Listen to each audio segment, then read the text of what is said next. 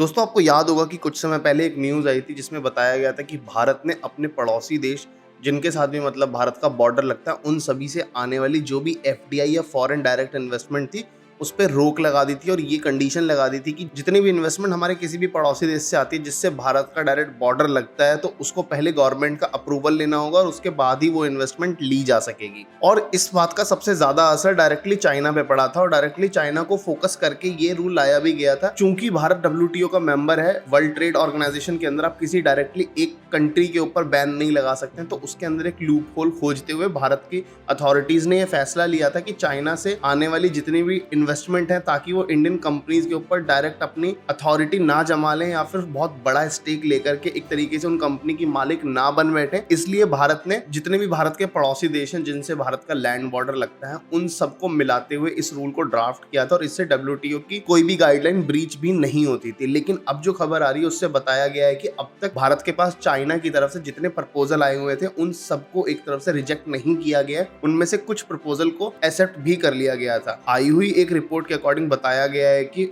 उन प्रपोजल्स में से 80 प्रपोजल को एक्सेप्ट कर लिया गया था। बेसिकली इन 80 प्रपोजल्स को जो एक्सेप्ट किए गए हैं उनमें सबसे ज्यादा मात्रा उन प्रपोजल्स की है जिन्होंने किसी ऐसे सेक्टर में निवेश किया था जिसके अंदर भारत में निवेश बहुत कम आ रहा था या फिर जिसके लिए भारत को काफी ज्यादा बेनिफिट मिल सकता था और उसके अंदर चाइनीज शेयर होल्डर्स की जो इन्वेस्टमेंट होगी या फिर जो उनकी भागीदारी होगी वो कोई मालिकाना हक जमाने के लेवल की नहीं होगी। इसको देखते हुए भारत ने यहाँ पे एक और चीज का भी बहुत ध्यान रखा है कि जितनी भी अथॉरिटीज चेक कर रही हैं इन प्रपोजल्स को, उन्होंने डायरेक्टली जो चाइना की अभी कम्युनिस्ट पार्टी है जो सत्ता में है उससे और शी जिनपिंग से जो भी लोग क्लोज है, अगर वो किसी भी तरीके से भारत में निवेश करने की कोशिश करते हैं तो उस प्रपोजल को डायरेक्टली रिजेक्ट कर दिया जाता है। ऐसे लोग जो पीएलए से डायरेक्ट जुड़े हुए हैं या फिर चाइनीज आर्मी से डायरेक्ट जुड़े हुए हैं उस तरीके के प्रपोजल को भी रिजेक्ट कर दिया जाता है। ऐसे लोग जो ऐसे सेक्टर में इन्वेस्ट कर रहे हैं जिसमें भारत को दूसरे देशों से अधिक इन्वेस्टमेंट मिल सकती है, ऐसे प्रपोजल्स को भी रिजेक्ट कर दिया जाता है। तो ऊपर से अगर देखा जाए तो यहाँ पे एक चीज बहुत ज्यादा क्लियर हो जाती है कि भारत बहुत सोच समझ के प्रपोजल दे रहा है, खासकर ऐसे सेक्टर के अंदर ही चाइनीज इन्वेस्टमेंट के प्रपोजल एक्सेप्ट किए जा रहे हैं जहाँ पे भारत को इन्वेस्टमेंट किसी और देश से मिलने की संभावना थोड़ी कम हो जाती है। ये देखते हुए भारत ने बहुत सोच समझ के और बहुत नाप तोल करके ये कदम उठाए और इसे देखते हुए एक चीज लगता है कि भारत बिल्कुल सतर्क है अपनी इन्वेस्टमेंट को लेकर के। भारत सरकार किसी भी तरीके का कोई रिस्क नहीं लेना चाहती है।